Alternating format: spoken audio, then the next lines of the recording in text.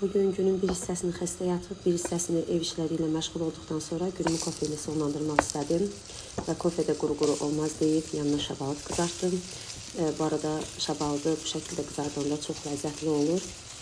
Aramızda bu şəkildə şabalıdı yoxlamayan varsa, mütləq bir dəfə də olsa bu şəkildə şabalıdı yeyin, çox ləzzətli olur. Və onun yanında isə Gəncəllərin şalaşa, Gədəbəylərin kartof dilimi dediyi kartoşkanı hazırladım. Çox ləzzətli olur. Kartoşka ilə soğan, isidilmiş çörək və bir də təzə şor çox gözəl gedir.